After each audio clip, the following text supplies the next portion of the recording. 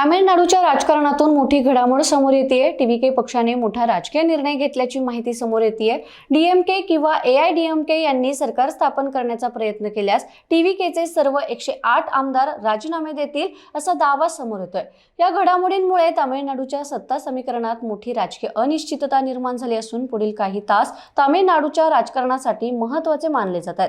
विजय थलपती यांच्या टीव्हीके पक्षाने तामिळनाडू विधानसभा निवडणुकीत सर्वाधिक 108 जागा जिंकल्या असल्या तरी त्यांना बहुमताचा आकडा गाठता आलेला नाहीये। तामिळनाडूच्या 234 जागांच्या विधानसभेत बहुमत सिद्ध करण्यासाठी 118 संख्याबळाची गरज आहे।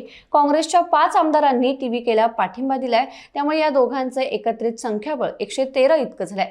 विजय थलपती 2 मतदारसंघातून निवडून आल्यामुळे टीव्हीकेचे प्रत्यक्ष संख्याबळ 107 इतकंच मोजलं जाईल। त्यामुळे टीव्हीके आणि काँग्रेस आघाडीचे एकत्रित संख्याबळ 112 इतकंच भरतंय। त्यामुळे बहुमतासाठी त्यांना आणखी 6 आमदारांच्या पाठिंब्याची गरज आहे।